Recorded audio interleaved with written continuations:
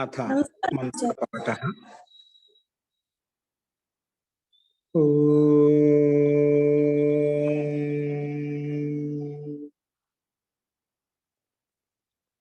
सहनाववतु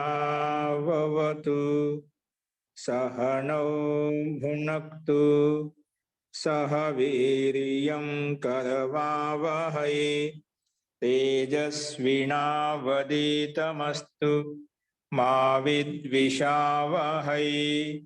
ओम शांति शांति शांति।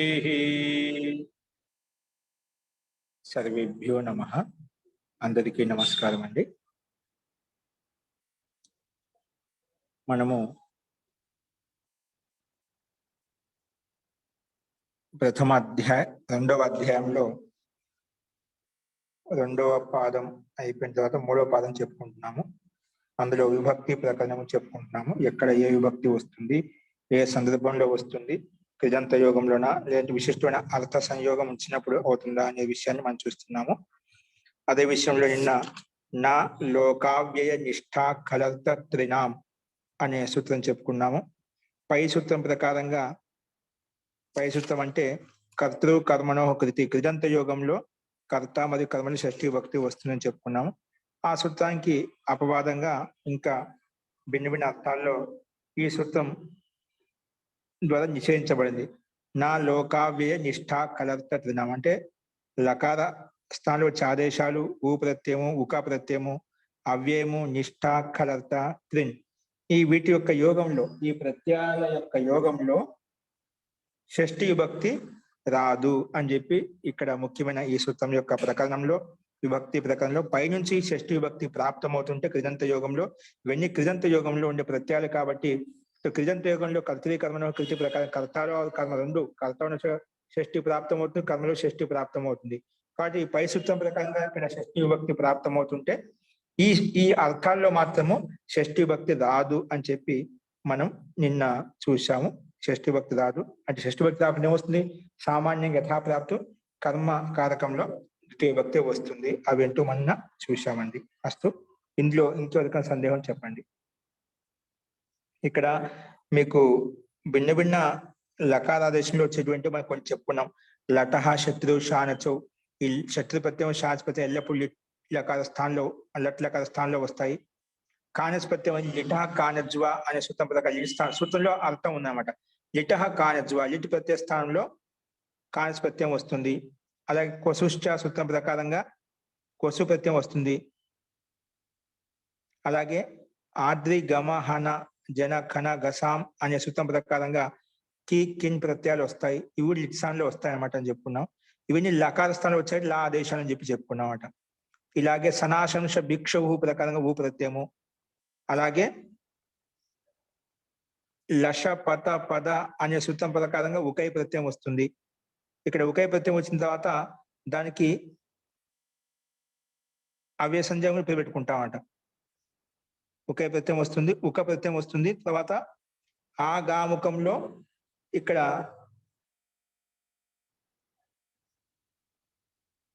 ఆగాముఖంలో ఉక ప్రత్యయం వచ్చింది. తర్వాత కృత్వాలో ఇది క్వా అవే సంజయం అన్నమాట. క్వా తోసుని కసిన ప్రకారం అవే సంజయ.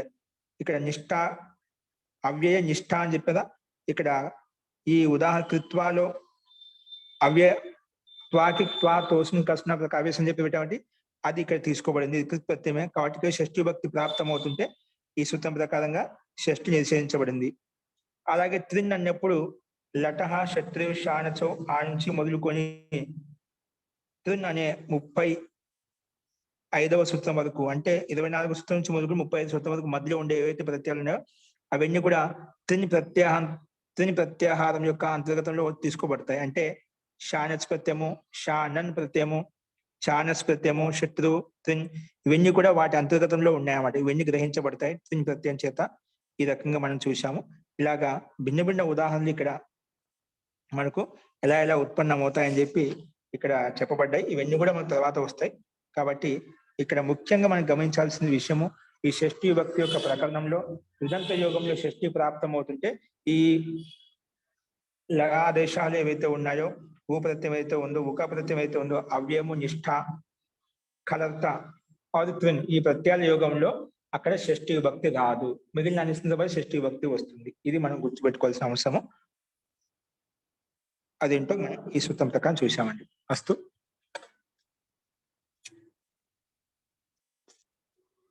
ఇంకా ఇందులో సందేహం ఉందా?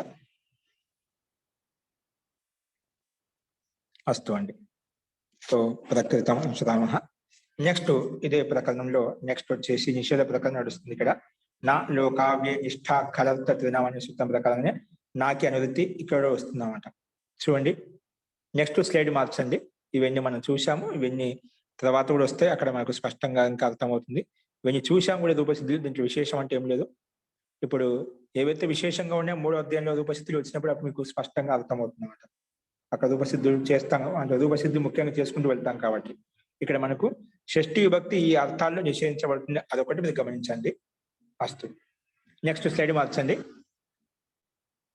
నెక్స్ట్ వచ్చేసి అకేనోర్ భవిష్యదాధ మర్న్యయో. అకేనోర్ మనకి ఎన్నో సూత్రం ఇది?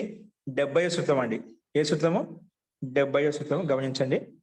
అకేనోర్ భవిష్యదాధ మర్న్యయో. ఇది మనకు 2వ అధ్యాయంలో 3వ పాదము 70వ సూత్రం అండి. సో దీన్ని పదవిభాగం చేసుకుందాం. ఏంటండి? పదవిభాగం చేద్దాం. అకేనోర్ భవిష్య దాద మర్న్యయో అంటే చూడండి,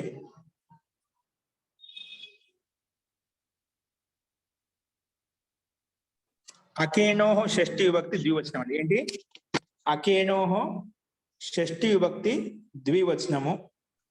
అలాగే భవిష్య దాధ మర్న్యయో. భవిష్య దాధ మర్న్యయో ఇది సప్తమి విభక్తి ద్వివచనం. ఏంటి? సప్తమి విభక్తి ద్వివచనం. తో ఈ సూత్రాన్ని 2 పదాలుగా విడిగొట్టుకున్నాం. ఎన్ని పదాలుగా? అకేనో అనేది ఒక పదము, భవిష్య దాధ మర్న్యయో అనేది ద్వివచనం అన్నమాట. అంటే సప్తమి విభక్తి ద్వివచనం. ఈ రకంగా 2 పదాలుగా విడగొట్టుకున్నాం మనము. ఇదేంటో ఇంకా చూద్దాం మనం. చూడండి, ముందుగా అకేనోహ అంటే ఏమిటంటే ఇక్కడ సమాసం మనం విడగొట్టుకుని చెప్తున్నాం ఇక్కడ. అది చూడండి ఒకసారి. అకేనోహ అంటే అకశ్చ ఇనిచ, అకశ్చ ఇనిచ అకేనౌ, అకేనౌ తయోః అకేనోః. ఏంటి? తయోః అకేనోః. ఇది ఏంటి? ఇతరేతర యోగ ద్వంద్వ సమాసం అన్నమాట. ఏ సమాసము? ఇతరేతర యోగ ద్వంద్వ సమాసం. నెక్స్ట్ వచ్చేసి భవిష్యదాధ మర్న్యయో అనే పదాన్ని విడగొట్టుకొని చూస్తున్నాం. అదేమంటుందంటే చూడండి, భవిష్యదాధం అని ఏమంటుందంటే ముందుగా అకశ్చ అకశ్చ ఎనిచ అకేనౌ తయోః అకేనోః ఇతరేతర యోగ ద్వంద్వ సమాసం చెప్పుకున్నాము. నెక్స్ట్ వచ్చేసి భవిష్యదాధమర్న్యయో అంటే ఏమిటంటే భవిష్యత్ ఆధమర్న్యం చ, భవిష్యత్ ఆధమర్న్యం చ రెండింటిని కలిపితే ఏమవుతుంది? భవిష్య ఆధమర్న్యే, భవిష్య ఆధమర్న్యే. ఓకేనా? ఈ 2 అర్థాలు భవిష్యత్ కాలంలో ఆధమర్న్య అర్థంలో, ఆధమర్న్య ఈ 2 అర్థాల్లో మనకు అక ఇన్ ఈ 2 ప్రత్యయాలు వచ్చాయన్నమాట. तो भविष्यच्च आधमर्न्यं च भविष्य आधमर्न्ये तयोः भविष्य दाधमर्न्ययोः. ఇది కూడా ఇతరేతర యోగ ద్వంద్వ సమాసం. మనకి రకంగా భవిష్యత్ ఆధమర్న్య 2 పదాలు వేరుగా చెప్పుకున్నాము. అకేనోహలో అక ప్రత్యయము ఇని ప్రత్యయం 2 పదాలు విడివిడిగా విడగొట్టుకొని చూసాం అనమాట. ఈ 2 కూడా ఇతరేతర యోగ ద్వంద్వ సమాసాలు. అంటే 2కి ప్రాధాన్యత ఉంది. అక ప్రత్యయానికి ప్రాధాన్యత ఉంది, ఇన్ ప్రత్యయానికి ప్రాధాన్యత ఉంది. అలాగే భవిష్యత్తు ఆధమర్న్యం. ఇక్కడ సందేహం ఏంటంటే అక ఇన్ని రెండు ప్రత్యయాలు క్రమంగా ఉన్నాయి. అక్కడ భవిష్యత్ కాలము ఆధమన్యం ఈ రెండు కూడా క్రమంగా ఉన్నాయి. అంటే క్రమంగా అక ప్రత్యయం భవిష్యత్ కాలంలో, ఇన్ని ప్రత్యయం ఆధమన్య సందర్భంలో అలా తీసుకోవచ్చు కదా అని ఇక్కడ ప్రశ్న. ఏంటి ఇప్పుడు యువోదనాకౌ యువు అన అకౌ యు స్థానంలో అన వస్తుంది, ఊ స్థానంలో అక వస్తుంది. ఈ విధంగా యువోదనాకౌ సూత్రం చెప్పుకుంటప్పుడు ఏ విధంగా అయితే క్రమంగా యథాసంఖ్య తీసుకున్నామో అలాగే ఇక్కడ కూడా అకేనోహు అన్నప్పుడు అక ప్రత్యయం భవిష్యత్ కాలంలో ఇన ప్రత్యయం అనేది ఆధమన్య కాలం ఆధమన్య సందర్భంలో తీసుకోవచ్చు కదా అని ఇక్కడ ఒక ప్రశ్న పూర్వపక్షిక అభిప్రాయంగా ఒక తీసుకోవచ్చు అన్నమాట. ఇక్కడ ఈ రకంగా ప్రశ్న పూర్వపక్షి కలగవచ్చు అంట. విద్యార్థికి ఎవరికైనా సందేహం రావచ్చు. దానికి సమాధానం కింద మనం చెప్పేదంటూ చూద్దాం. అస్తు ఇక్కడ అనువృత్తి వచ్చేసి నాకి షష్ఠికి అనువృత్తి వస్తుంది. నా అనే పదానికి నిషేధార్థంలో షష్ఠికి ప్రకరణ నడుస్తుంది కాబట్టి షష్ఠి విభక్తి కూడా అనువృత్తి వస్తుంది. చూడండి, భవిష్యతి ఆధమన్యే ఏంటి అర్థం ఏంటి? భవిష్యతి ఆధమన్యేచ విహితస్య అంటే భవిష్యత్ కాలంలో ఆధమన్యే ఇంకా ఆధమన్య అర్థంలో విహితమైనటువంటి అకాంతస్య అంటే అక్క ప్రత్యయము అంటే ఊ స్థానంలో యువదనాకు ప్రకారం ఊ ప్రత్యయం వచ్చి ఊ స్థానం అక వస్తుంది కదా, ఆ అక్క ప్రత్యయం అనమాట. అకాంతస్య ఇన్ ప్రత్యయాంతస్య అంటే భవిష్యత్ కాలంలో ఆధమన్య అర్థంలో వచ్చినటువంటి ఏ ప్రత్యయమో విహితమైనటువంటి అక్క ప్రత్యయం అంతిమంలో ఉండాలి. ఇన్ ప్రత్యయాంతస్య ఇన్ ప్రత్యయం అంతిమంలో ఉండాలి. కాబట్టి అకాంతస్య ఇన్ ప్రత్యయాంతస్య చ ప్రయోగే ఇన్ ప్రత్యయాంతస్య చ ప్రయోగే షష్ఠి విభక్తి నాభవతి షష్ఠి విభక్తి రాదు అని చెప్పి ఇక్కడ నిషేధించబడింది అన్నమాట.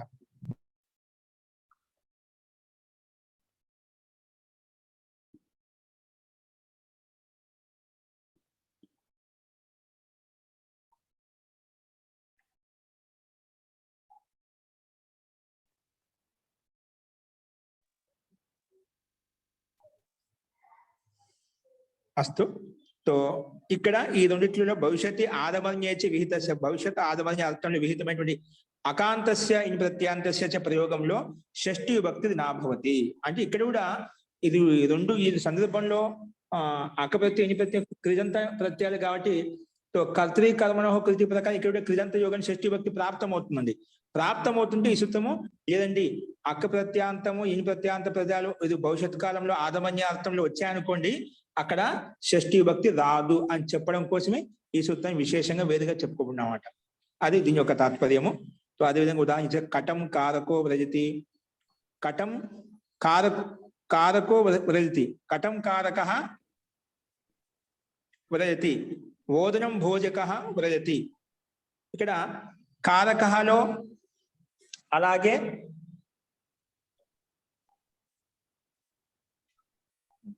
భోజకహలు ఈ రెండు అక్ప్రత్యాంతాలండి.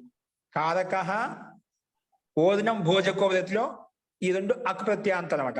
అక్ ప్రత్యయస్తు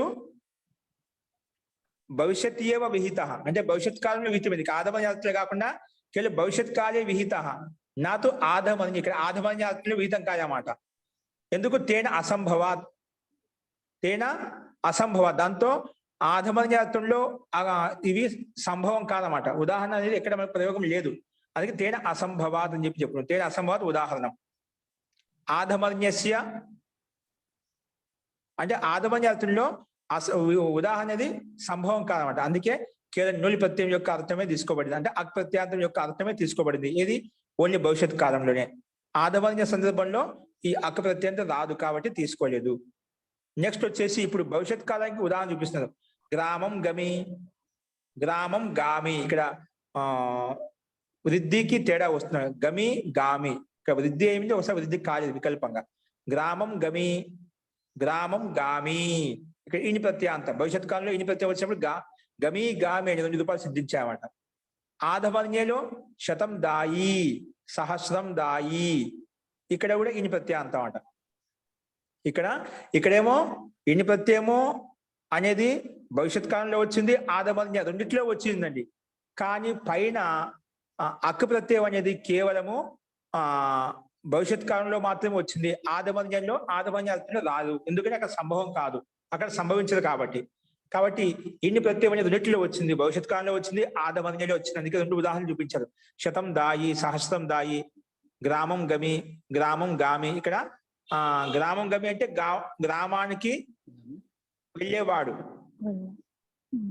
గ్రామానికి వెళ్ళేవాడు, గ్రామం గమి, గ్రామం గామి అని అదే అర్థం వస్తుంది. శతం దాయి అంటే ఇక్కడ 100 రూపాయలు అప్పు తీర్చుకునేవాడు అంట. 100 రూపాయలు అప్పు చెల్లించుకునేవాడు. 100 రూపాయలు శతం దాయి అంటే 100 రూపాయలు ఇచ్చి ఆయన కబ్జా అంటే రుణం ఏదైతే రుణమాఫీ చేసుకునేవాడు అన్నమాట. సో శతం దాయి, సహస్రం దాయి, 1000 రూపాయలు రుణమాఫీ చేసుకునేవాడు ఇలాంటి అర్థంలో. ఆధమర్ణ్యం, ఉత్తమర్ణం ఆధమర్ణ్యం అంటే కదా, ఉత్తమ రుణం ఏదైతే తీసుకునేవాడు, డబ్బు ఏది తీసుకుందని తిరిగి ఇచ్చేయడం అన్నమాట. దానికి తిరిగి ఇచ్చేయడానికి ఇక్కడ ఆధమర్ణ్య అర్థంలో ఈ సందర్భంలో ఇది తీసుకోబడింది అన్నమాట.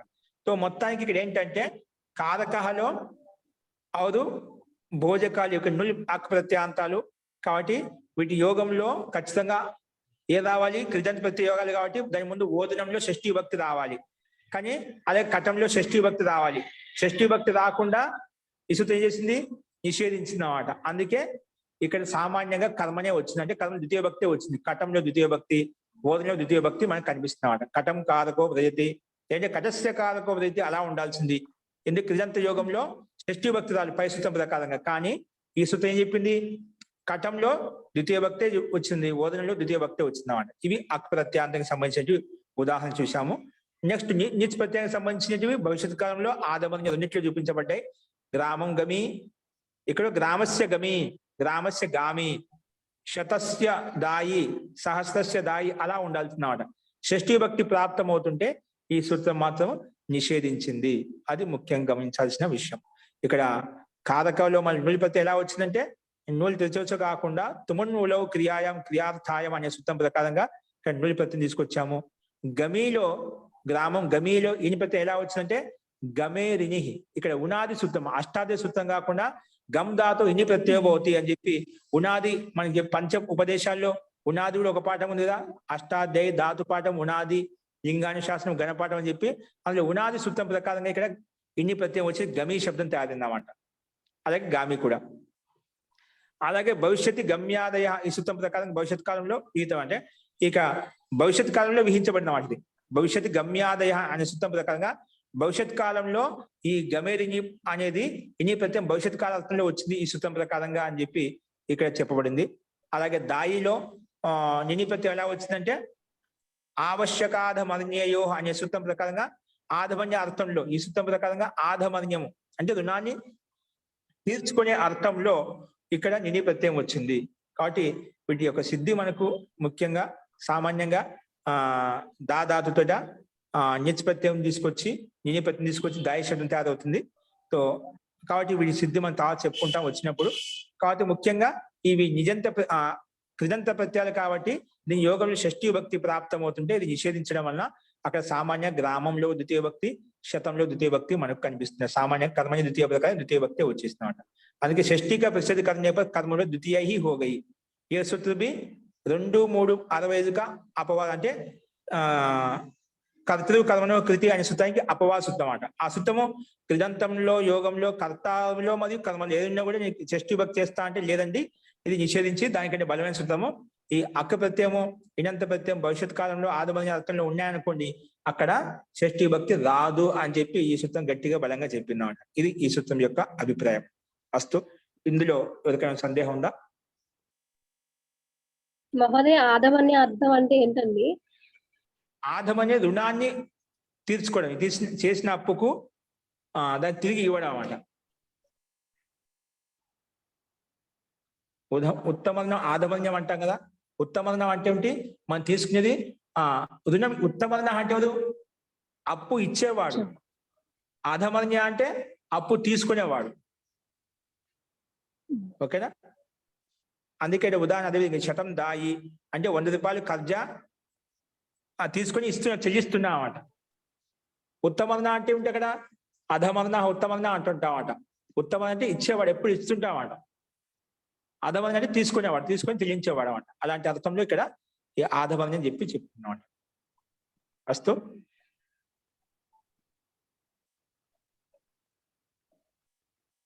ఓకే అండి, నెక్స్ట్ చూడండి. కృత్యానాం కర్తరివా, కృత్యానాం కర్తరివ. ఇక్కడ కృతి ప్రత్యయాల యోగంలో మన పైన అనువృత్తి వస్తుంది, చూద్దాం ఏంటో. కృత్యానాం షష్ఠీ విభక్తి బహువచనం, కర్తరి సప్తమి విభక్తి ఏకవచనం. ఓకేనా? కృత్యానాం షష్ఠీ బహువచనం, కర్తరి సప్తమి విభక్తి ఏకవచనం. వా అనేది అవ్యయపదం. ఏంటి? వా అనేది ఏంటి? అవ్యయపదం. చూడండి, ఈ రకంగా పదవిభాగం చేసిన తర్వాత అనువృత్తి వచ్చి షష్ఠి కామ అనభిహితే, ఈ రెండు పదాలకి అనువృత్తి వస్తుంది పైనుంచి. ఇక్కడ నాకి నిషేధం అంటే నా లోకావ్యే నిష్ఠా ఖలర్త త్రినామ అనే సూత్రం ప్రకారంగా నాకి పైనుంచి అనువృత్తి వచ్చేది, అది రాలేదు ఇక్కడ, అక్కడ ఆగిపోయింది పైనే. ఇక్కడ కృత్యానాం కర్తరివ అనే సూత్రం ప్రకారం షష్ఠి అనుభవిత రెండు పదాలకు మాత్రమే అనువృత్తి పైనుంచి తీసుకుంటున్నాం. ఇప్పుడు చూడండి సూత్రార్థం. కృత్యానాం అంటే కృత్య ప్రత్యయాంతానాం ప్రయోగే. కృత్య అంటే ఏంటి?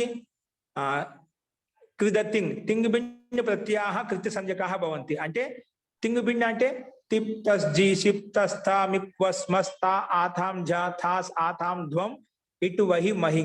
ఈ 18 ప్రత్యయాలను వదిలిపెట్టి మిగిలిన ఏ ప్రత్యయాలు ఉన్నాయి అవన్నీ వాటిని కృత్ ప్రత్యయాలు అంటాం. తింగ్ భిన్న ప్రత్యయాః కృత్ సంజ్ఞకాః భవంతి. ఆ కృత్ ప్రత్యయాలలోనే కొన్ని విశిష్టమైన ప్రత్యయాలు నిర్ధారించబడ్డాయి. అందులోనే కృత్య ప్రత్యయాలు ఉన్నాయండి. మొత్తానికి తింగుబిండి ప్రత్యయ కృత్య ప్రత్యయాలు అన్నమాట. ఆ కృత్య ప్రత్యయాల అంతర్గతంలోనే కృత్య అనే కృత్య వేరు కృత్య వేరండి, అది గమనించండి. కృత్య ఒక సంజ్ఞ నామవాచకము, ఆ ప్రత్యయానికి ఆ కృత్య ప్రత్యయాల యొక్క యోగంలోనే కృత్య అనే పేరు పెట్టబడిన ప్రత్యయాలు ఉన్నాయన్నమాట. అవి ఇక్కడ తీసుకోవాలన్నమాట. అది కృత్యానాం అంటే కృత్య ప్రత్యాంతానం ప్రయోగే అనభిహితే. అంటే తింగ్ కృత్ తద్దిత్ సమాసం ద్వారా అభిహితం కాకూడదు అన్నమాట. అంటే అభిహితం కాటువంటి అనభిహితే కర్తరి వికల్పే షష్ఠీ విభక్తి భవతి నా కర్మని. ఇక్కడ ఓన్లీ కర్త నిర్ధారించి, మామూలుగా కృత్యానాం కర్తరి ప్రకారంగా కర్తాకర్మ రెండిట్లో ప్రాప్తం అవుతుంది షష్ఠీ విభక్తి. ఈ సూత్రం ఏంటంటే కర్తలో మాత్రమే అవుతుంది, కర్మలో షష్ఠీ విభక్తి రాదు. అది కూడా వికల్పంగా. వా అంటే వికల్పాలలో ఇక్కడ ఈ సూత్రం తీసుకోబడింది అన్నమాట. అందుకే కృత్య ప్రత్యానాం ప్రయోగే అనభిహితే కర్తరి, అనభిహితమైనటువంటి అభిహితం కాటువంటి కర్త ఏదైతే ఉందో అలాంటి కర్తలు వికల్పంగా షష్ఠీ విభక్తి వస్తుంది. నా కర్మని కర్మలో రాదన్నమాట.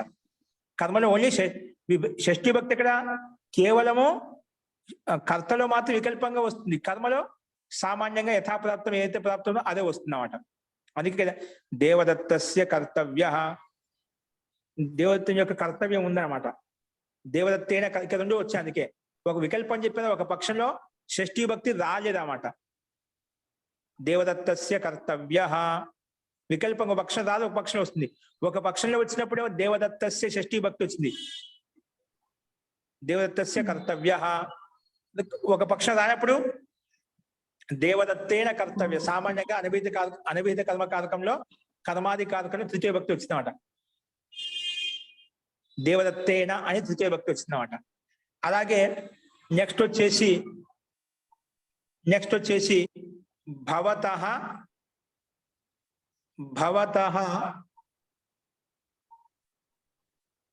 కటః కర్తవ్యః, భవతా కటః కర్తవ్యః, భవతః కటః కర్తవ్యః, భవతా కటః కర్తవ్యః. ఇలాగా రెండు ఉదాహరణలు ఇవ్వబడ్డాయి. కాబట్టి భవతః కటః కర్తవ్యః, భవతా కటః కర్తవ్యం ఇవేంటంటే ఇక్కడ అంటే నీ ద్వారా కటము చేయబడాలి, అంటే చటాయి చేయబడాలి, నీ ద్వారా చటాయి తయారు చేయబడాలి. ఇక్కడ కూడా భవతః ఒక పక్షంలో షష్ఠీ భక్తి వచ్చింది, ఒక పక్షంలో భవతా కటః కర్తవ్య అనేది ఒక పక్షంలో షష్ఠీ భక్తి వికల్పంగా చెప్పారు, ఒక పక్షం సామాన్యంగా తృతీయ భక్తి వచ్చిందన్నమాట. ఈ రకంగా రెండు ఉదాహరణలు మనకు చూపించబడుతున్నాయి. కాబట్టి భవతః కటః కర్తవ్యంలో షష్ఠీ భక్తి వచ్చింది ఒక పక్షంలో షష్ఠీ భక్తి రానప్పుడు సామాన్యంగా తృతీయ భక్తి ప్రాప్తం అవుతుందన్నమాట. అందుకే భవతా తృతీయ భక్తి ఏకొచ్చినాం, భవతా కటః కర్తవ్య అని చెప్పి ఇక్కడ ఈ రెండు ఉదాహరణలు మనం చూస్తున్నాం వికల్పంగా. అంటే ఇక్కడ దేవదత్త భవత్ శబ్దం కర్త అన్నమాట. కర్త కాబట్టి షష్ఠీ భక్తి ప్రాప్తమవుతుంటే ఈ సూత్రం వికల్పంగా చేసిందన్నమాట. ఈ సూత్రం చేసింది దేవదత్త భవత్ శబ్దం రెండు కర్త కాబట్టి ఇందులో షష్ఠి తథా ఒక పక్షంలో కర్తృకరణయో తృతీయ ప్రకారంగా సామాన్య తృతీయ భక్తి ప్రాప్తమవుతుంది కర్మాధికారకంలో. ఎందుకంటే అనభిహితం కాబట్టి తృతీయ భక్తి వస్తుందన్నమాట. సామాన్యంగా కట అనేది అభిహిత కర్మ. కట అనేది అభిహిత కర్మ కాబట్టి అభిహితమైన కర్మలో కర్తృ కర్మణో కృతి ప్రకారంగా కృతి ప్రయోగం ఉన్నప్పుడు షష్ఠీ భక్తి రావాల్సింది కర్తృ కర్మణో కృతి ప్రకారంగా. కాబట్టి ఇక్కడ రాలేదు. ఎందుకంటే ఇక్కడ అనభిహిత కర్మ కహాయ్, అనభిహిత కర్మ అని చెప్పుకున్నామంట. అభిహిత కర్మ కాదు, అనభిహిత కర్మలో మాత్రమే కర్మాది కారకాలు వస్తాయని చెప్పుకున్నాం. ఇక్కడ అభిహితమైనది కాబట్టి అందుకే ఈ సూత్రం ప్రకారంగా కర్తృ కర్మణ కృతి ప్రకారం షష్ఠీ భక్తి రాలేదు. మన ప్రకృతి సూత్రం ప్రకారంగా వికల్పం చేశాము కాబట్టి ఇక్కడ అందుకే 2 రకాల రూపాలు మనకు కనిపించాయి. ఇక్కడ తవ్య ప్రత్యయం అనేది కృత్యాహ అనే సూత్రం ప్రకారం కృత్య సంజ్ఞ అండి. కృత్యాహలో ఇక్కడ తవ్య ప్రత్యయం అనేది కర్తవ్య, తవ్య ఉంది కదా, కటహ కర్తవ్య భవతా కట కర్తవ్య. తవ్య ప్రత్యయం ఏంది? అది కృత్యాహ అనే సూత్రం ప్రకారంగా దీని కృత్య సంజ్ఞ అనమాట. ఏ సంజ్ఞ?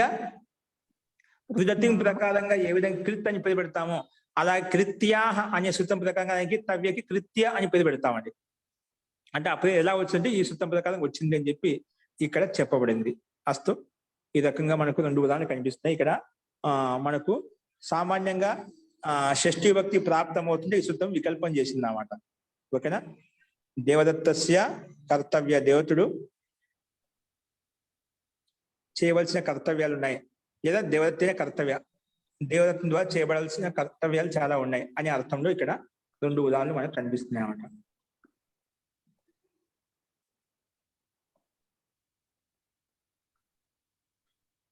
దేవత కట అభిహిత కర్మ కాబట్టి అభిహిత కర్మలో కర్తృ కర్మను కృతి ప్రకారంగా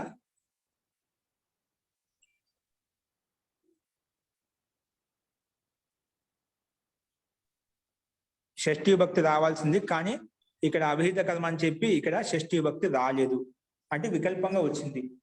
ఈ మన ప్రకృతి సూత్రం ఎందుకంటే విశేషంగా చెప్పింది కాబట్టి ఏం చెప్పింది ఇక్కడ?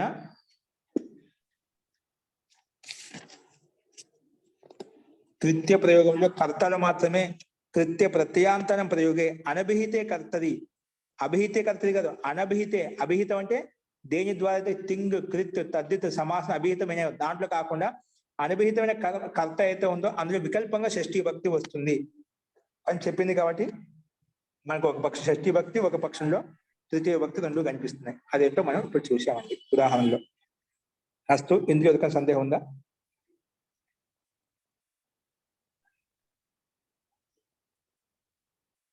ఓకే అండి.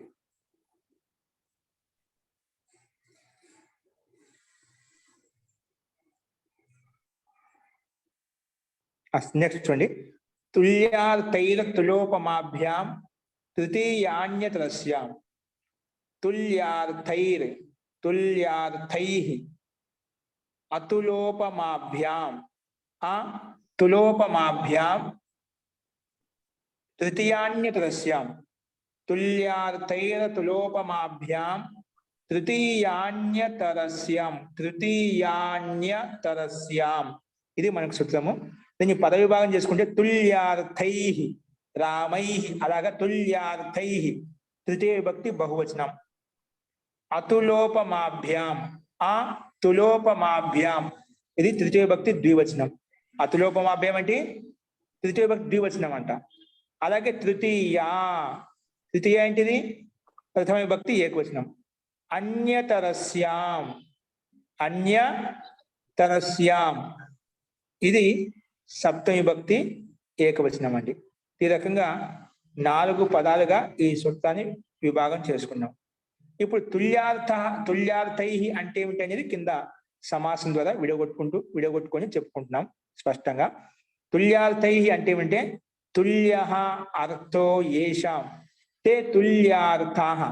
తుల్యమైన అర్థం ఉంది ఏషాం శబ్దాన్ని, ఏ శబ్దాలకైతే ఏ ప్రత్యయాలకైతే వాటిని తుల్యార్థాః అంటామట.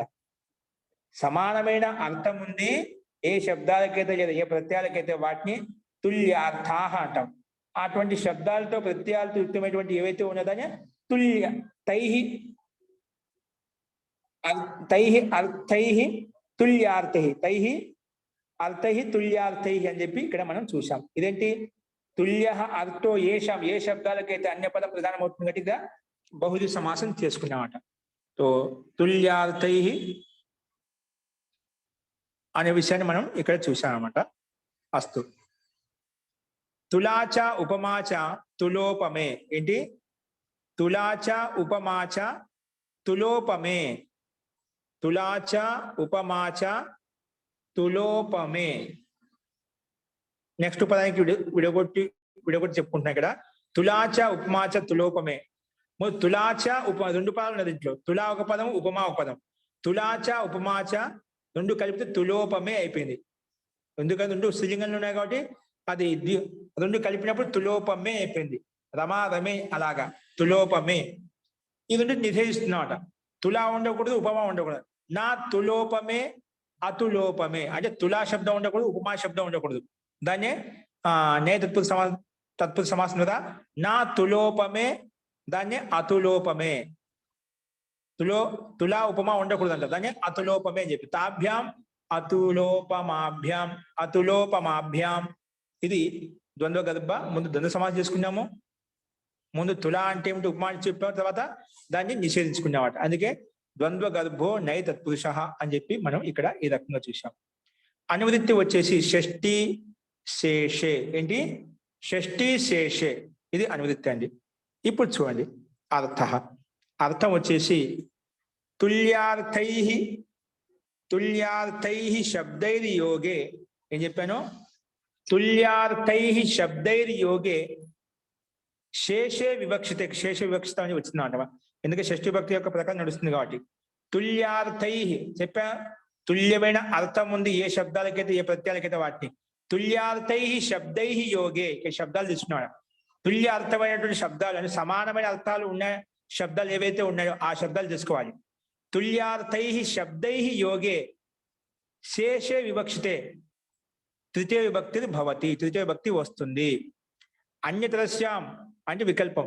పక్షే షష్ఠీ భక్తి కూడా వస్తుంది. ఎప్పుడు? తులోపమా శబ్దం వర్ధయిత్వ. తులా అది ఉపమా ఈ రెండు శబ్దాన్ని వర్ధయించండి, వదిలిపెట్టి. తులా అది ఉపమా శబ్దం వస్తున్నాడు శేష వివక్షితంలో. వివక్షంలో ఇక్కడ తృతీయ భక్తి ప్రాప్తమవుతుంటే ఈ సూత్రము నిషేధించింది. తులోపమా శబ్దం వర్ధయిత్వ, రెండు శబ్దాలను వదిలిపెట్టి అని ఇక్కడ తీసుకోబడింది. కాబట్టి తుల్యార్థై శబ్దైర్ యోగే శేషే వివక్షితే తృతీయ విభక్తి సూత్రంలో తృతీయ అని చెప్పి వికల్పం. తృతీయ అన్యతరస్యాం. ఈ తృతీయ విభక్తిని వికల్పంగా వస్తుంది. తృతీయాన్యతరస్యాం ఎక్కడ? సమానమైన శబ్దాల యొక్క యోగంలో ఈ సూత్రం ప్రకారం ఏమవుతుంది? శేషత్వ వివక్షంలో షష్ఠీ విభక్తి రావాల్సింది. కానీ ఈ సూత్రం ఏం చేసింది? తృతీయ విభక్తి ఇస్తుంది అన్నమాట. ఏం రావాలి? షష్ఠీ విభక్తి ప్రాప్తమవుతుంటే ఈ సూత్రము లేదు తృతీయ విభక్తి వస్తుంది అని చెప్పి ఈ సూత్రం చెప్పింది. వికల్పంగా చెప్పింది. అందుకే ఒక పక్షం షష్ఠీ భక్తి కూడా వస్తుంది. అదేవిధంగా ఉదాహరణ చూపించారు. తుల్యో దేవదత్తేన. ఇక్కడ మామూలుగా తృతీయ భక్తి వచ్చిన సమాన అర్థం కాదు. తుల్యో దేవదత్తస్య. దేవదత్తేన తృతీయ భక్తి కూడా ఉపయోగిస్తాము మనం. తుల్య దేవదత్తస్య. దేవతకి తుల్యంగా సమానంగా. దేవతే తుల్య. దేవతకి ద్వారా సమానంగా ఉన్నాడు. రెండు ఒకే సాదృశ్యత అర్థం చెప్పడం కోసము, సమానత అర్థం చెప్పడం కోసము తృతీయ విభక్తిని కూడా ఉపయోగించుకోవచ్చు, షష్ఠీ విభక్తిని కూడా ఉపయోగించుకోవచ్చు. అందుకే వికల్పంగా చూపబడింది. సదృశో దేవదత్తేన సదృశ దేవదత్తస్య. సదృశో దేవదత్తేన సదృశో దేవదత్తస్య. ఇక్కడ దేవదత్తేన దేవదత్తస్య షష్ఠి తృతీయ రెండు విభక్తులు మనకు కనిపిస్తున్నాయండి. ఈ రకంగా ఈ సూత్రం ప్రకారంగా తుల్య అర్థాలు ఉన్నటువంటి శబ్దాలు ఏవైతే ఉన్నాయో వాటి యొక్క యోగంలో శేషత్వ వివక్షమైన కాబట్టి వికల్పంగా తృతీయ భక్తి వచ్చింది. కాబట్టి ఒక పక్షంలో షష్ఠీ భక్తి కూడా వస్తుంది అని ఈ సూత్రం మనకు చెప్పింది. దేవతకి తుల్యంగా, దేవతుడికి సమానంగా అనే అర్థంలో ఇక్కడ ఈ రెండు సూత్రాలు చెప్పబడాయి. అంటే పక్షంలో షష్ఠీ భక్తి కూడా వచ్చింది మనకు. అది ఇక్కడ మనం ప్రత్యక్షంగా ఉదాహరణగా చూస్తున్నాం. అస్తు. ఇందులో ఏదైనా సందేహం ఉందా? ఓకే, నెక్స్ట్ చూడండి. లాస్ట్ సూత్రం ఈ అధ్యాయానికి, ఈ పాదానికి. ఇక్కడ అన్యతరస్యాం అనే పదానికి అనువృత్తి వస్తుంది. ఏ పదానికి? అన్యతరస్యాం. చూడండి. చతుర్థి చా శిష్య యుష్య చా శిష్యాయుష్య. చతుర్థి చా శిష్యాయుష్యం భద్ర కుశల సుఖార్థ హితై. చతుర్థి చా శిష్యాయుష్య భద్ర కుశల సుఖార్థ హితై. ఇది సూత్రం అండి. చతుర్థి చాశిష్యాయుష్యాం భద్ చాశిష్యాయుష్యామద్ర భద్ర కుశల సుఖార్థాహితైహి. ఇది సూత్రం అండి. ఇప్పుడు పద విభాగం చూద్దాం ఏంటో. చతుర్థి దీర్ఘీకారము. చతుర్థి ఇది ప్రథమ విభక్తి ఏకవచనము. చ అవ్యయపదము. చాశిష్య ఇక్కడ విడగొట్టుకుంటే ఆశిషి శబ్దం అండి. ఏంటి ఆశిషి? సంధి వల్ల మనకు చకారంలో ఉండే అకారము ఆశిషిలో ఉండే అకారం రెండు మధ్య సమాంతరిక సంధి జరిగింది. పక్కన ఆశిషిలో ఉండే ఇకారం మళ్ళీ ఆయుష్యలో ఉండే అకారం రెండు మధ్య ఎనసంధి జరిగింది. ఎనసంధి జరిగినప్పుడు చాశిష్యాయుష్య మద్ర భద్ర కుశల సుఖార్థ అని ఆ రకంగా సంయుక్త పదంగా కలిసిపోయి ఉన్నాయంట పదాలు. వస్తు తో ఆశిషి ఇదేంటి సప్తమి భక్తి ఏకవచనం. పక్కన ఆయుష్య మద్ర భద్ర కుశల సుఖార్థాహితైహి ఇదంతా ఒక పదం. ఆయుష్య మద్ర భద్ర కుశల సుఖార్థాహితైహి ఇది తృతీయ విభక్తి ఏకవచనం. సో సూత్రాన్ని ఈ రకంగా విడగొట్టుకున్నాము. ఆ కింది పదాలు మనకు సంధి స్పష్టంగా అర్థం చేసుకోవచ్చు అన్నమాట. ఓకేనా? తో చతుర్థి చ ఆశిషి ఆయుక్త మద్ర ఆయుష్య మద్ర భద్ర కుశల సుఖార్థ హితైహి ఈ రకంగా ఈ సమస్త పదంని ఒకే పదంగా చూస్తామంట. ఇక్కడ ఆ స్థుతి రకం మొత్తానికి 4 పదాలుగా విడగొట్టుకున్నాము. ఇప్పుడు మనకు మీద చతుర్థి చ ఆశిషి ఇవన్నీ విడివిడిగా సింగిల్ గా ఉన్నాయి. సో అనేక పదాలతో యుక్తమైన శబ్దం ఏంటి? సమస్త పదం. ఆయుష్య మద్ర భద్ర ఇవి ఉన్నాయి. ఇందులో ఏ పదాలు ఉన్నాయని ఇప్పుడు సమాసం ద్వారా మనం చూద్దాం. ఏమున్నాయంటే ఆయుష్యం చ మద్రం చ భద్రం చ కుశలం చ సుఖం చ అర్థశ్చ. ఇప్పుడు భద్రం అంటే నపుంసకలింగం, ఆయుష్యం అంటే నపుంసకలింగం, కుశలం అంటే నపుంసకలింగం, సుఖం నపుంసకలింగం, అర్థశ్చ అర్థ పుల్లింగ శబ్దం అట. అర్థం చ అనలేదు, అర్థశ్చ అని చెప్పాం. అంటే ఇది పుల్లింగం అట. పుల్లింగం అంటే ఇక్కడ విసర్గం మనకు ఇక్కడ విసర్గం వచ్చిన దానికే స్తుత్వ సంధి ప్రకారంగా షా వచ్చిందన్నమాట. అది నపుంసకలింగంలో ఉండే కాబట్టి బిందే అయిపోయింది పైన. అది గమనించండి. ఆయుష్యం చ మద్రం చ భద్రం చ కుశలం చ సుఖం చ అర్థశ్చ మళ్ళీ హితం చ ఇవన్నీ కలిపితే ఏమైపోయింది? ఆయుష్య మద్ర భద్ర కుశల సుఖార్థ హితాని. లాస్ట్ హితం శబ్దం కాబట్టి లాస్ట్ ఏ లింగంలో ఉంటే ఆ లింగానుసారంగా సమస్త పదం పెట్టేస్తామట. అందుకే సుఖార్థ హితం హితే హితాని అని అయిపోయాయి మొత్తం. అంతిమంలో ఏ శబ్దం అయితే ఉంటుంది, ఏ లింగం యొక్క శబ్దం ఉంటే అదే లింగంలో సమస్త పదం పెట్టేస్తామట. కాబట్టి అందుకే ఇవన్నీ మొత్తం కలుపుకుంటే ఆయుష్య మద్ర భద్ర కుశల సుఖార్థ హితాని అలా వచ్చేసింది. తైహి మళ్ళా ఏ విభక్తిలో ఉందో తీసుకునే తైహి ఇవన్నీ మళ్ళీ కలిపి ఆయుష్య మద్ర భద్ర కుశల సుఖార్థ హితైహి తైహి సుఖార్థ హితైహి అలాగా విడగొట్టుకుని దాన్ని కలుపుకుంటామట. ఇది ఏంటి? ఇతరేతర యోగ ద్వంద్వ సమాసం. ఇట్లా ప్రతి శబ్దానికి ప్రాధాన్యత ఉంది. ఆయుష్ శబ్దానికి మద్ర భద్ర కుశల సుఖ అర్థ హిత ఇవన్నీ శబ్దాలకి ప్రాధాన్యత ఉంది కాబట్టి ఇతరేతర యోగ ద్వంద్వ సమాసం. ఎందుకంటే ద్వంద్వ సమాసంలో అన్ని పదాలకి ప్రాధాన్యత ఉంటుందన్నమాట. ఉభయ పదాలకి ప్రాధాన్యత ఉంటుంది. అస్తు ఈ రకంగా చూసాం. ఇప్పుడు అనుదిత్యం వస్తుందో చూడండి. అనుదిత్యం వచ్చేసి మనకు షష్ఠి శేషే పైన వస్తుంది. షష్ఠి శేషేకి షష్ఠి భక్తి వస్తుంది, శేషేకి అనుదిత్యం వస్తుంది. తర్వాత అన్యతరస్యాం వికల్పంగా పైన వస్తుంది అన్నమాట. ఇక్కడి నుంచి అన్యతరస్యాం తృతీయ తుల్యార్థైర తులోపమాభ్యాం తృతీయాన్యతరస్యాం అని చెప్పుకున్నాం కదా. అక్కడి నుంచి మనకు షష్ఠి విభక్తి అన్యతరస్యాం అనే పదానికి అనుదిత్యం వస్తుంది అన్నమాట. అస్తు ఇప్పుడు చూడండి లాస్ట్ పదం. తో ఇప్పుడు దీని యొక్క అర్థం గమనించండి. ఆశిషి గమ్యమానాయాం ఏంటి? ఆశిషి గమ్యమానాయాం ఆశిషి గమ్యమానాయాం ఆయుష్య మద్ర భద్ర కుశల. చూడండి ఇక్కడ అర్థం గమనించండి. ఆశిషి గమ్యమానాయాం అంటే ఆశిషి అర్థంలో ఆశిషి అనే అర్థం గమ్యమానంగా ఉన్నప్పుడు, విద్యమానంగా ఉన్నప్పుడు అంటే లక్ష్యంగా ఉన్నప్పుడు అన్నమాట. అందుకే ఆశిషి గమ్యమానాయం అని చెప్పుకున్నామట. సో ఆశిషి అర్థం గమ్యమానమైనప్పుడు, విద్యమానంగా ఉన్నప్పుడు ఏంటి శబ్దాలు? ఆయుష్య మద్ర భద్ర కుశల సుఖ అర్థ హిత ఇత్యేతైర్ యోగే శేషే వివక్షితే వికల్పేన చతుర్థి విభక్తి భవతి. మీకు దక్షిణావధకము చెప్పేటప్పుడు ఆయుష్యము, భద్రము, కుశలం, హితం చతుర్థి యొక్క విభక్తి యొక్క నియమాలు చెప్పుకున్నప్పుడు ఈ సూత్రం చెప్పామండి. ఇక్కడ మామూలుగా షష్ఠీ విభక్తి యొక్క యోగం ఉంటే శేష వివక్షితే వికల్ప షష్ఠీ విభక్తి ప్రాప్తమవుతుంది. ఏం చేసింది ఇక్కడ? చతుర్థి విభక్తి వచ్చింది. కాబట్టి ఒక పక్షంలో షష్ఠీ విభక్తి కూడా వస్తుందన్నమాట. ఒక పక్షంలో షష్ఠి కూడా వస్తుందన్నమాట. అందుకే అన్యతరస్యాం పైనుంచి అనుమతి తీసుకున్నామాట. ఇక్కడ ఆశీర్వాద అర్థంలో మాత్రమే తీసుకోవాలి.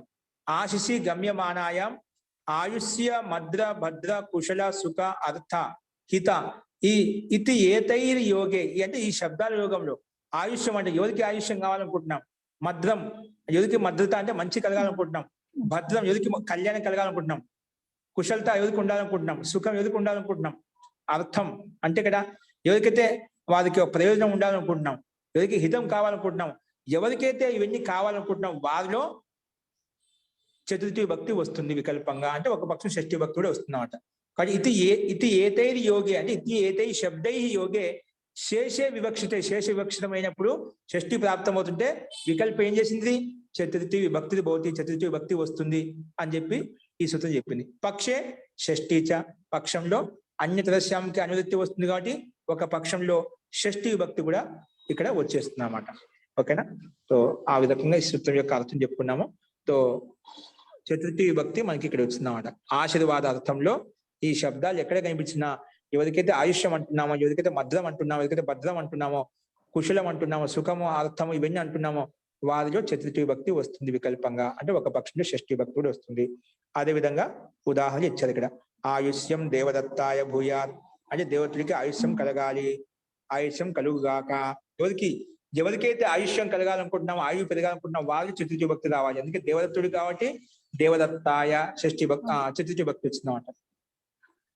అదేవిధంగా ఆయుష్యం దేవదత్తస్య భూయాత్ షష్ఠి భక్తి వచ్చిన ఒక పక్షంలో ఆయుష్యం దేవదత్తస్య భూయాత్ దేవదత్తుడికి ఆయుష్యం కలుగుగాక అని చెప్పి షష్ఠి భక్తి కూడా మనం తీసుకోవచ్చు. ఓకేనా? అంటే రెండు రకాల ప్రయోగాలు మనకు సాహిత్యంలో కనిపిస్తాయి కాబట్టి వికల్పంగా మహర్షి పాణి ఇక్కడ చూపించాడనమాట.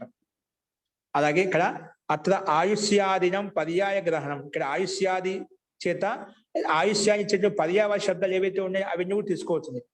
సూత్రంలో ఇచ్చిన ఆయుష్ శబ్దం చేత అక్కడ ఇచ్చిన శబ్దమే కాకుండా ఆయుష్య అర్థాన్ని ఆయు యొక్క అర్థాన్ని ఇచ్చిన పర్యాయ శబ్దాలు ఏవైతే ఉన్నాయో అవి కూడా తీసుకోవచ్చు అని చెప్పి ఈ వార్తికం ద్వారా వాటికి ఆయుష్ శబ్దానికి కొంచెం ఇంకా విపులంగా అతివ్యాప్తి కలిగింపజేసింది అన్నమాట. అందుకే ఆయుష్యాదీనం పర్యాయ గ్రహణం ఇత్యనేన వార్తికేన పర్యాయనం అప్పి గ్రహణం భవతి. పర్యాయ శబ్దాలు ఏవైతే ఉన్నాయో అంటే ఆయుని పెంచేటువంటి పర్యాయ శబ్దాలు ఏవైతే ఉన్నాయో అవి కూడా తీసుకోవచ్చు, ఇక్కడ ఉండే శబ్దమే కాదు అని చెప్పి ఈ వార్తికం ద్వారా మహర్షి కాత్యాయన్ యొక్క వార్తికం ద్వారా ఇక్కడ మనకు తెలుస్తుంది. ఆయుష్ శబ్దం చేత దానికి సంబంధించిన పర్యాయ శబ్దాలు ఏవైతే ఉన్నాయో అవి కూడా తీసుకోవచ్చు అని చెప్పి. సో అదేవిధంగా పక్కన చిరంజీవితం దేవదత్తాయ అంటే చిరకాలంగా జీవించుగాక, చిరంజీవి భవ అంటుంటే కదా ఆశీర్వాదిస్తున్నాం. చిరంజీవి భవ అంటే చిరంకాలం జీవించు అని, చిరంజీవం భవ అంటే జీవించు, చిరకాలం వరకు దీర్ఘకాలం వరకు జీవించు అంటే ఎక్కువ కాలం జీవించు అని చెప్పి ఆశీర్వదిస్తుంటాం. ఇది ఆయుష్యానికి పర్యాయ శబ్దం కాబట్టి ఇక్కడ కూడా మనం చిరంజీవితం దేవదత్తాయ చిరంజీవితం దేవదత్తస్య భూయాత్ ఇక్కడ కూడా అదే విధంగా ఒక పక్షంలో చతుర్థి విభక్తి వచ్చింది, ఒక పక్షంలో షష్ఠి విభక్తి కూడా వచ్చింది. రెండు రకాలుగా ప్రయోగాలు మనకు కనిపిస్తున్నాయి. అలాగే మద్రం దేవదత్తాయ మద్రం దేవదత్తాయ అంటే మద్రం అంటే ఇక్కడ బల అంటే నీకు కూడా మంచి కలగాలి, నీకు బల అంటే మంచి కలగాలి, నీకు శ్రేయస్సు కలగాలి, మంచి కీర్తి కలగాలి అనే అర్థంలో. అంటే మొత్తానికి ఏదైనా కానీ అతనికి ఒక మంచి శ్రేయస్సు కీర్తిని ఇచ్చేటువంటి శక్తి సామర్థ్యంతో ఇది ఇక్కడ మద్ర శబ్దం వచ్చినాడు. మద్రవన్య భద్రవన్య ఇవన్నీ దాదాపుగా పర్యాయ శబ్దాలు అండి. అందుకే ఇక్కడ ఏం చెప్పారు? మద్రం దేవదత్తాయ దేవతుడికి మద్రం కలుగాక అంటే మంచి కలుగాక, కళ్యాణం కలుగాక. మద్రం దేవదత్తస్య షష్ఠి భక్తుడు వచ్చింది ఒక పక్షంలో. అలాగే భద్రం దేవదత్తస్య కుశలం దేవదత్తస్య అలాగే నిరామయం దేవదత్తాయ నిరామయం ఎక్కడ వచ్చింది మన నిరామయ శబ్దము? మద్ర భద్ర కుశల నిరామయ అంటే దీనికి పర్యాయవాచకం పర్యాయ శబ్దానికి తీసుకోవాలి. ఓకే అండి. సో పర్యాయ శబ్దంలో నిరామయం దేవదత్తాయ అంటే కుశలంగా ఉండాలి, అందుకుంటే నిరామయం అంటే ఆరోగ్య సహితంగా ఉండండి, అనారోగ్యంగా ఉండకూడదు. నిరామయం అంటే ఆమయం లేకుండా, ఎటువంటి రోగం లేకుండా, ఎటువంటి కల్మషం, ఎటువంటి వ్యాధి లేకుండా అన్నమాట. నిరామయం దేవదత్తాయ, అలా ఉండుగాక అని చెప్పి కోరుకుంటున్నాం. కుశలంగా ఉండాలంటే నిరామయంగా ఉన్నప్పుడే కుశలంగా ఉండేది. ఇప్పుడు కుశలక్షేమాలు అడుగుతేందుకు? నువ్వు అనారోగ్యంగా ఉన్నావా, ఆరోగ్యంగా ఉండాలి కదా అడుగుతాం దాని సందర్భంలో. కాబట్టి అందుకే నిరామయం దేవదత్తాయ, నిరామయం దేవదత్తస్య. అలాగే సుఖం దేవదత్త, సుఖంగా ఉండాలి అన్నమాట. సుఖం దేవదత్తాయ, సుఖం దేవదత్తస్య. ఇక్కడ దేవత్తాలు చతుర్థి భక్తి, దేవదత్తస్య షష్ఠీ భక్తి రెండు వస్తున్నాయన్నమాట. అది ఎవరికైతే ఇస్తున్నాం వారికి చతుర్థి భక్తి రావాలి. ఎవరికైతే ఆశీర్వదిస్తున్నాం ఇవన్నీ ఆశీర్వాదం ఇచ్చేటువంటి శబ్దం అన్నమాట. అందుకే ఆశిషి గమ్యమానం, ఆశీర్వాద అర్థం వచ్చినప్పుడు మాత్రమే ఇలాగా చతుర్థి షష్ఠి రెండు భక్తులు వస్తాయి మనకు వాక్య ప్రయోగంలో. అది మనం గమనించాలి. అలాగే సుఖం దేవదత్తాయ, సుఖం దేవదత్తాయ, సుఖం దేవదత్తస్య. శం దేవదత్తాయ, శం దేవదత్త. శం అంటే కళ్యాణం కలుగాక అని చెప్పి, ఓకేనా. శం భూయాత్ అంటే ఇక్కడ శం అనేది కళ్యాణం, శివం భవతు, శం భవతు అంటుంటాం. ఇవి కూడా మంచి కళ్యాణ అర్థంలో ఇవన్నీ దాదాపు పర్యాయ శబ్దాలు అనమాట. శం భూయాత్. అలాగే శివం భూయాత్, శివం అనే కళ్యాణం, శం అనే కూడా అదే అర్థం, ఒకే అర్థం. అస్తు. శం దేవదత్తాయ, శం దేవదత్తస్య. అర్థో దేవదత్తాయ, అర్థో దేవదత్తస్య. ఏంటి? అర్థో దేవదత్తాయ, అర్థో దేవదత్తస్య అంటే దేవత యొక్క ప్రయోజనం సిద్ధించాలి. అర్థం అంటే ప్రయోజనం, అర్థం అంటే ప్రయోజనం వస్తుంది, అర్థం అంటే ధనం వస్తుంది, అర్థం అంటే లాభం వస్తుంది. సందర్భం బట్టి తీసుకోవాలి. ఇక్కడ ప్రయోజనార్థంలో దేవత యొక్క ప్రయోజనం సిద్ధించుగాక, దేవత ఒక మంచి కావాలనుకుంటాడు, ఆ మంచి కలుగుగాక, మంచి సిద్ధించుగాక అని చెప్పి ఇక్కడ ఆశీర్వాదం ఇస్తున్నమాట. అందుకే దేవదత్తాయ, అర్థో దేవదత్తాయ, అర్థో దేవదత్తాయ, అర్థో దేవదత్తస్య. దీని పర్యాయ శబ్దం ప్రయోజనం దేవదత్తాయ, ప్రయోజనం దేవదత్తస్య అని చెప్పి పర్యాయ శబ్దము తీసుకోబడింది. హితం దేవదత్తాయ, హితం దేవదత్తస్య. అలాగే హితం కలగానే పత్యం, అది కూడా పత్య శబ్దం పర్యాయ శబ్దం తీసుకోబడింది. ఇక్కడ పత్యం దేవదత్తాయ, పత్యం దేవదత్తస్య. పత్యం అంటే ఏమిటి? పత్యం అంటే ఏదైనా ఒక విశిష్టమైన సందర్భాల్లో మనకు ఏదైనా డాక్టర్లు వైద్యులు చెప్తుంటారు, నువ్వు పత్యంగా ఉండంటే నీకు జబ్బు నయమవుతుంది, రోగం నయమవుతుంది. పత్యంగా ఉండాలన్నమాట. పత్యం ఉన్న చోట మనకు మందులు కానీ ఏవైతే అవి మనకు పనిచేస్తాం. మనకు తెలియకుండా చాలా మంది రకరకాల పత్యాలు చేస్తూ ఉంటామండి, వ్రతాలు చేస్తూ ఉంటాం. అలా ఏంటి ఇవన్నీ శరీరానికి అందులో మార్పులు తీసుకొని వస్తాయన్నమాట, శరీరంలో ఉన్నతిని పెంపొందిస్తాయన్నమాట. కాబట్టి శరీర ఆరోగ్యం కొరకు ఇవన్నీ పత్యాలు కావచ్చు, ఉపవాసాలు కావచ్చు, మన శరీరం నిరోగంగా ఉండడం కోసమే, నిరామయంగా ఉండటం కోసమే ఇవన్నీ చేసే వ్రతాలు. దీంట్లో ఒక సైంటిఫిక్ రీజన్ ఉందంటే, ఒకటి మనకి ఈ విధంగా వ్రతాలు ఇవన్నీ పెట్టారంటే ముఖ్యంగా శరీరం యొక్క ఆరోగ్యత కొరకే ఇవన్నీ చెప్పబడ్డాయి అన్నమాట. దాంట్లో వైద్యానికి తెలుసుకుంటే చాలా ఉపయోగం ఉంటుంది. మనకు ఇప్పుడు నవరాత్రులు వస్తున్నాయి అన్నమాట. అలాగా దాంట్లో కూడా ఆరోగ్యపరంగా చాలా దాంట్లో ఉన్నాయి. ఇప్పుడు వర్ష ఋతువులో చాలా రకాల వర్షపు నీటి ఇక్కడెక్కడ ఉండటం వలన, క్రిమి కీటకాల వలన, దోమల వలన, పురుగుల వలన ఇవన్నీ లేనిపోని వాతావరణం కాలుష్యం అయిపోతుంది అన్నమాట. దానివల్ల ఏమవుతుంది, అనేకమైన జబ్బులు రావడానికి అవకాశం ఉంటుంది. అటువంటి సందర్భంలో ఇవన్నీ కూడా ఒక సూక్ష్మంగా వైజ్ఞానికంగా బుద్ధిమంతులు, పండితులు, మన గురువులు ఒక విధి వ్యవస్థ కల్పించినమాట. ఇవన్నీ కూడా ఏదో ఒక సైంటిఫిక్ రీజన్ ఉంటుందన్నమాట. కాబట్టి వాటిల్లో ఎక్కడ ఏవైతే మనకు పర్వదినాలు ఏవైతే వస్తున్నాయో అవి వాటిని శ్రద్ధా భక్తితో పాటించినామంటే మనం ఆరోగ్యాన్ని మంచిగా ఉంచుకోవచ్చు. ఇంకా మనకు నిరామయంగా ఉండటం కోసం, సుఖంగా, కుశలంగా, సంతోషంగా ఉండటం కోసం ఇవన్నీ కూడా దోహదపడతాయి, ఇవన్నీ సహాయకంగా ఉంటాయి. కానీ దాని యొక్క మర్మం తెలుసుకొని చేస్తే, యథార్థం తెలుసుకొని చేస్తే దానివల్ల ఉపయోగం చాలా ఉంటుంది. అస్తు. ఈ రకంగా పత్యం దేవదత్తాయ, పత్యం దేవదత్తస్య అని చెప్పి ఇక్కడ ఆశీర్వాద అర్థంలో షష్ఠి ఒక పక్షంలో, ఈ సూత్రం ప్రకారం చతుర్థి విభక్తి, రెండు రకాల విభక్తులు వస్తాయని చెప్పి ఇక్కడ మనము ఈ సూత్రం ద్వారా చెప్పుకున్నాము. కాబట్టి ఈ రకంగా ఈ అధ్యాయంలో, రెండవ అధ్యాయంలో 3వ పాదం ఇక్కడ మనం సమాప్తమైన ఇది తృతీయ పాద, ఈ పాదాన్ని ఇక్కడ కంప్లీట్ చేసుకున్నామండి. అస్తు. ఇందులో ఇంకెవరికైనా ఇప్పుడు ఈ రకం విభక్తి ప్రకారం ఇదంతా సమాప్తం అయిపోయింది. మనకు ఎక్కడైనా కానీ ఏదైనా విభక్తి ఉంది అంటే మనకు ఇప్పుడు చెప్పిన విభక్తి ప్రకారం నుంచి ఇందులోనే ఉంటాయండి, ఏదో ఒక అర్థంలో ఉంటున్నాం ఖచ్చితంగా.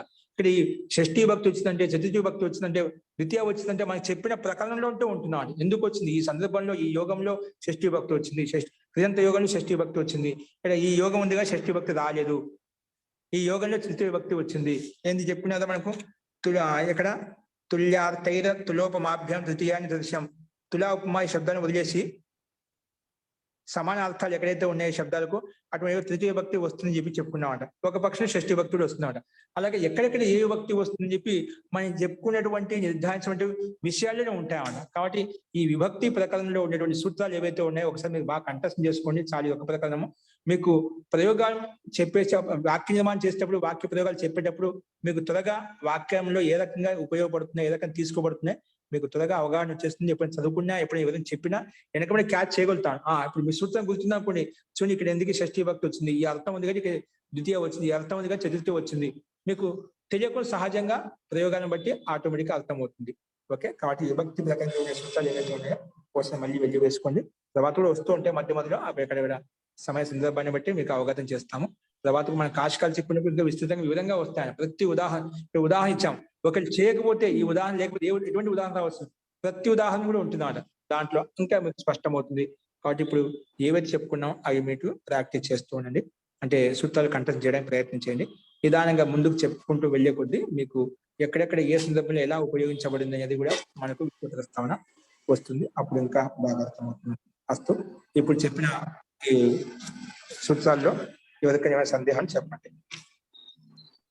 మహోదయ, జీ శోభనాద్రి గారు, ఇది ఆశీస్సులు ఇచ్చేటప్పుడు ఏ విభక్తి చెప్పకుండా శుభం భూయాత్ అలాగా చెప్తున్నారు.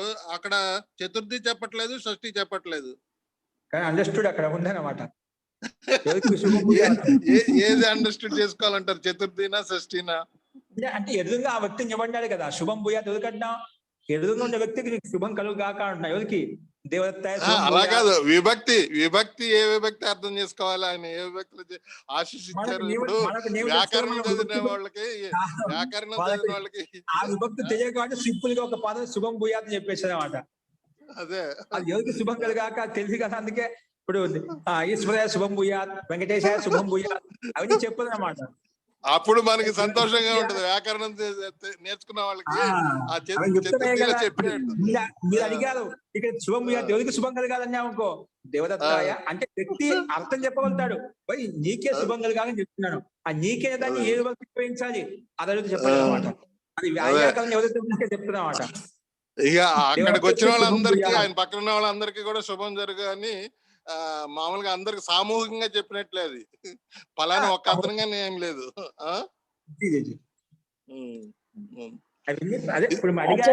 ఆశీషిలింగ్ కదండి యూస్ చేసారు. ఆశీషిలింగ్ అంటే ఆశీర్వాద భూయాత్ భూయస్థాం అనుస్తుంది. అవునండి, భూయాత్ భూయస్థ ఇవన్నీ కూడా ఆశీర్లింగ లెక్కల్లో ఆశీషిలింగ్. మరి విద్యా ప్రాప్తిరస్తు అని అలా కూడా ఆశీస్సులు ఇస్తున్నారు కదండి, అలా కూడా ఉన్నాయా? విద్యా ప్రాప్తిరస్తు అక్కడ వేరే సందర్భం వస్తుందన్నమాట. విద్యా ప్రాప్తిరస్తు దానికి వేరే సూత్రాలు ఉన్నాయంటారా? ఇంకా మళ్ళీ అక్కడ నీకు విద్యను పొందాలని చెప్పి అంటే విద్య కలుగుగాక చూస్తున్నాం. అక్కడ సందర్భ విశేషం బట్టి వేరే వస్తాయి. అది కూడా ఆశీస్సులు అంటేదే కదా, ఆయన దీవిస్తున్నాడు కదా, నీకు విద్య బాగా తప్పకుండా కలగాలి, విద్యని అభ్యసించాలని చెప్పి అక్కడ ఆ అర్థం కొంచెం భిన్నత అయితే ఉంటుందన్నమాట. అక్కడ విద్యకి ప్రాప్తి మాట్లాడుతున్నా, ఆశీర్వాదం ముఖ్యం కాదు. నువ్వు కష్టపడని చెప్పి అక్కడ విద్యా ప్రాప్తి వస్తుంది, నీకు ఆ రకంగా నీకు ఆశీర్వదిస్తున్నాను, ఆ రకంగా నువ్వు ప్రయత్నం చేయని చెప్పి ఆశీర్వాదంలో దీన్ని పొందాలనే దాంట్లో కొంచెం తేడైతే ఉంటున్నాడు. అక్కడ ఏంటి ఎటువంటి క్రమంలో డైరెక్ట్ గా ఆశీర్వదించడం అన్నమాట. ఇక్కడ విద్యా ప్రాప్తి వస్తూ పురుషార్థ సిద్ధి వస్తూ నీకు పురుషార్థాలు అంటే ధర్మార్థ కామాలు సిద్ధించుగాక, దానికోసం ప్రయత్నం చేయదుగాక అని చెప్పి అక్కడ ప్రయత్నానికి ప్రేరేపిస్తున్నామాట. అదేలేండి, అక్కడ ప్రయత్నం కూడా చెప్తున్నారు. అక్కడ ప్రయత్నం అవసరం లేదు, డైరెక్ట్ గా ఆశీర్వాదం అన్నమాట. డైరెక్ట్ ఫలం ఆశీర్వదించేటప్పుడు కూడా అండి గురుగారు, ఆశీర్వాదం ఇచ్చేటప్పుడు వాళ్ళకి ఏదైతే ప్రాప్తంలో లేదో అప్పటి వరకు ఆ లేని వాటిని ఇంకా ఆయన ఏదైతే కావాలని కోరుకుంటున్నాడో వాటినే ఆశీస్సుగా ఇవ్వాలంట. కానీ ఆల్రెడీ సంపదలు ఉన్నవాడికి సంపదలు, విద్య ఉన్నవాడికి విద్య, అలాగా ఆరోగ్యం ఉన్నవాడికి ఆరోగ్యం, అలా దీవించకూడదంటండి, ఆశీస్సు ఇవ్వకూడదంట వాడికి ఏదైతే లేదో. అందుకే యోగులు నిజంగా సాధకులు సత్య భాషవాది ఎవరైతే ఉంటే నిజంగా వాళ్ళు ఏదైతే అవసరం అదే ఆశీర్వదిస్తే, ఏదో ఎక్కడ వచ్చేది వెనక ఆశీర్వదించడం అన్నిటికీ శుభంకాయ భూయాత్ మీరు చెప్పినట్టుగా అన్ని ఉన్న వారికి విద్యానుభవ ఎలా అంటాం అక్కడ అక్కడ విద్య అదే. ఉంది, ధనవాన్ భవ, ధనవంతుడు కావాలని చెప్పి ఏమంటాం, ఐశ్వర్యవాన్ అదే భవ, కదా, అదే ఆరోగ్యవాన్ భవ. అవన్నీ అవి కూడా పుస్తకంగా చూసుకుని ఆ సందర్భాన్ని సందర్భాన్ని బట్టి అతని యొక్క ఇది చూసుకుని అప్పుడు మనం ఆశీర్వచనాలు ఇవ్వాలి. వాస్తవంగా నాకు తెలిసి సాధ్యమైనంత గురువులు ఎవరైతే పెద్దవాళ్ళు కదో వాళ్ళు సాధ్యమైనంత వారి యొక్క సమస్య విన్న తర్వాత వారి యొక్క సందర్భాన్ని బట్టి సామాన్య ఒక ఆశీర్వాదం ఉంటుంది. ఎల్లప్పుడూ సుఖం ఇలాగే ఉండాలి, సామాన్య ఆశీర్వాదిస్తాం, ఉమ్. అది వేరు. సమస్యాతీతంగా ఉన్న విశేష సందర్భంలో మీరు చెప్పినట్టుగా అక్కడ అదే విధంగా ఏది అవసరమో అదే ఆశీర్వదిస్తాను సాధ్యమైనంత ఎక్కువగా. నువ్వు ఏదైతే ఏంటో సంతాన ప్రాప్తిరస్తు, సకల సిద్ధి, సకల ఐశ్వర్య ప్రాప్తిరస్తు, ఏదైతే ఉందో ఆరోగ్య ప్రాప్తిరస్తు, సన్మంగళాన్ని భవంతు అని చెప్పి అలాగే రకరకాల భిన్న భిన్నంగా ఉపయోగిస్తాం. కళ్యాణ ప్రాప్తిరస్తు, ఏదో కళ్యాణం కాలేదు, అలాగా సందర్భాన్ని బట్టి దాదాపుగా పెద్దవాళ్ళు గురువులు ఏదైతే ఉన్నారో అలాగా ఆశీర్వదిస్తుంటారు. సామాన్యంగా సహజంగా అందరికీ ఒకటి ఎప్పుడు ఇలాగ సుఖంగా సంతోషంగా ఉండాలని చెప్పి మనం ఆశీర్వదిస్తుంటాం. ఆ సందర్భాలు కూడా అది సందర్భాన్ని బట్టి ఉపయోగించుకుంటే అదే విద్యార్థులకైతే మనం విద్యా ప్రాప్తిరస్తు, ఉన్నత విద్యా ప్రాప్తిరస్తు అంటాం. ప్రాప్తిరస్తున్నప్పుడు అది లోట్లకారం అయిపోతుందండి. ఇప్పుడు దుర్యోధనుడికి వాళ్ళ అమ్మని నాకు విజయం కలగాలని ఆశీర్వాదం ఇమ్మంటే ఇవ్వదు కదా వాళ్ళమ్మ, సొంత తల్లి అయినా కూడా. అర్హతను బట్టే ఇవ్వాలి, మనం అర్హతను బట్టే ఇవ్వాలి. అందుకే అప్పుడు చాలా సూక్ష్మంగా ఇచ్చేవాళ్ళు. ఒక్కోసారి విజయ విషయంలో కూడా ధర్మాస్త విజయోస్తు అని చెప్పి ఏదో కృష్ణుడి దగ్గరికి వస్తే ఆ విషయం నేను చెప్పడం అన్నమాట. నువ్వు కావాలి యుద్ధం కొరకు ఇచ్చేస్తాయి, కానీ నువ్వు గెలుపు గురించి దానికి ఇవ్వడం అన్నమాట. నువ్వు యుద్ధం చేస్తున్నావు, దాని వరకు నువ్వు పురుషార్థం చేసుకో, నీకు కష్టపడని చెప్పి అక్కడ ఇచ్చామన్నమాట. అందుకే వాళ్ళు మనకి ఇటువంటి విషయాలు మహాభారతంలో, రామాయణంలో ఆశీర్వదించేటప్పుడు చాలా సూక్ష్మంగా ఉంటాయి. అందుకే ఎవరు ఇవ్వరు. అవును, అధర్మ పరులకి మనము వాళ్ళకి విజయం కలగాలని మనం ఆశీర్వాదం ఇస్తే మనకి దానివల్ల మనకి నష్టం జరుగుతుంది. మనం అన్నితం అయిపోతాం కదా, మనం దోషయుక్తం అయిపోతాం అంట. దోషయుక్తం దానికి సపోర్ట్ చేసినట్టు అవుతుంది కదా, అధర్మానికి సపోర్ట్ చేసినట్టు అవుతుంది, అధర్మానికి సపోర్ట్ చేసినట్టు అవుతుంది, అసత్య భాష అయిపోతుంది. ఆ వక్త సత్య భాష కాదు, సత్యనిష్ఠ వ్యక్తి కాదు అన్నమాట, అహింసక వ్యక్తి కాదు, హింసక వ్యక్తి అయిపోతుంది. అందుకని జాగ్రత్తగా ఆశీర్వచనాలు ఇవ్వాలి మనం కూడా. అది మటుకు నిజంగా వాస్తవం అండి. నిజంగా ఇవన్నీ సూక్ష్మంగా సాధనలో మనం పైకి వెళ్ళేటప్పుడు ఒక్కొక్కటి, అందుకే నేను చెప్తుంటామంట, సాధనలో మనకు ఒక నిరంతరంగా అభ్యాసం చేస్తున్నామంటే మనలో ఉండే దోష చాలా విపులంగా ఉంటాయని మనకు కనిపించామంట. ఇప్పుడు కొంచెం స్థూలంగా కనిపించే దోష కనిపిస్తుంటాడు, కొంచెం సాధన చేసామంటే, ఇంకా కొంచెం విద్య కొంచెం కనిపిస్తామంట. అలా సూక్ష్మంగా లోపలికి వెళ్ళి ఒక్కొక్క నస్నాడి కదులుతో కూడా ఎందుకు కదులుతున్నా కూడా ఒక్కొక్క అవన్నీ కలిగించిన చేతులు కలిగిస్తున్నా కూడా ఎందుకు కలిగిస్తున్నాం అనే ఒక్కొక్క తత్వం మీద మనం ఒక్కొక్క సెకండ్ కూడా ఉపయోగించుకుంటూ మనం ముందుకు వెళ్తామంట. అంటే అంత జాగరూకంగా అంటే ఒక మాట మాట్లాడినా, ఒక చేష్ట చేసినా కూడా, కూర్చున్నా, నిలబడినా, మాట్లాడినా, ఏ గతివిధి చేసినా కూడా అన్ని వ్యవస్థితంగా ఉంటాయన్నమాట. అంత సక్రియంగా, అంత జాగ్రత్తగా ఉంటాయన్నమాట. ఈరోజు చాలా ధ్యానం అంటే ధ్యానం నిర్విషయం మనం ఏం లేదంటే కళ్ళు మూసుకుని కూర్చో ఉంటాడు. నిజంగా ధ్యానం చేసే వ్యక్తి ఎంత సక్రియంగా ఉంటాడంటే, ఎంత అలర్ట్ గా ఉంటాడంటే, అంత ఏమైనా బోర్డర్ మీద వ్యక్తి బుల్లెట్ గన్ను పట్టుకుని అదే విధంగా ఉంటాడు అన్నమాట. రెప్ప కొడితే వచ్చే ఏమైనా వచ్చే కాల్సేట్టు ఉంటా, అంత అలర్ట్ గా ఉంటాయన్నమాట అక్కడ. అంత సక్రియత అనే బుద్ధి పనిచేస్తుంది ఈ ధ్యానంలో. అలానే ఉండాలి. అప్పుడు మనకు మనలో ఉండే దోషాలు మనకు కనిపిస్తాయి. వాటిని దోష రూపం తెలుసుకునే వాటిని త్యాగం చేయడము, గుణాలను గుణ రూపం తెలుసుకుని వాటిని పెంపొందించుకోవడం కోసం ప్రయత్నం చేస్తామంట. కాబట్టి ఆ రకమైన ప్రయత్నం అనేది మనకు సూక్ష్మంగా. ధన్యవాదాలు గురువు గారు, ధన్యవాదాలు. ప్రయత్నించాలి. అది విద్య ద్వారా సంభవిస్తుంది. కాబట్టి విద్యలో యుక్తమైనప్పుడు ఎక్కడ ఏమున్నాయి, మనలో ఏమేమి పెంపొందించుకోవాలి, ఏమేమి తొలగించుకోవాలి విషయాలు తెలుస్తూ ఉంటాయి. చాలా మంది అడుగుతుంటారు, నాలుగు ఏ దోషాలు నాకు చెప్పండి అంటే అని అడుగుతుంటారు. ముందు నీలో దోషాలను చెప్పడం కాదు, ముందు నీకు ఏ దోషం తెలుసో అవి ఎంతవరకు నువ్వు వదులుకోవడానికి సిద్ధంగా ఉన్నావు. తెలియని వదిలేసేయండి.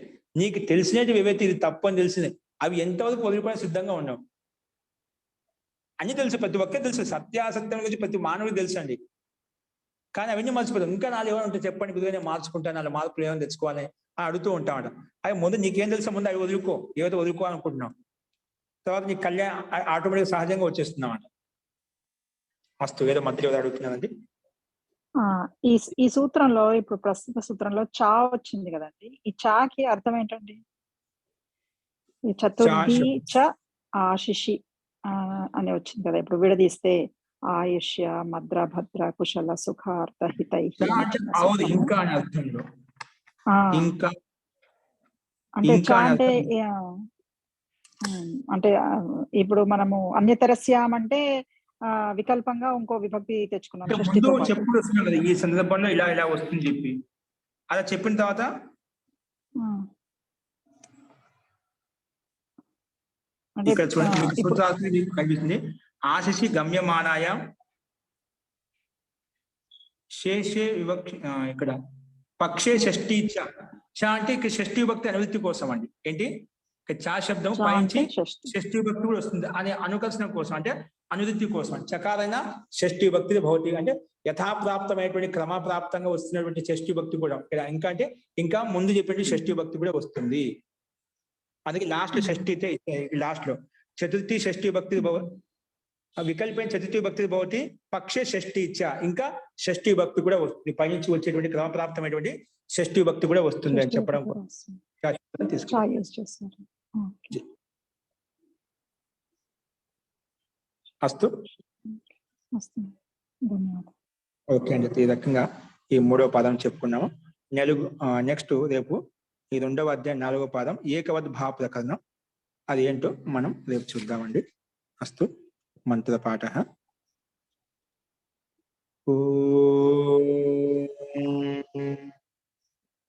సర్వే భవంతు సుఖినః సర్వే సంతు నిరామయాః సర్వే భద్రాణి పశ్యంతు మా కశ్చిత్ దుఃఖభాగ్ భవేత్. ఓం శాంతి శాంతి శాంతి. సర్వేభ్యో నమః. అందరికీ నమస్కారం అండి. నమస్తే మహోదయ. ధన్యవాదాలు. శుభరాత్రి.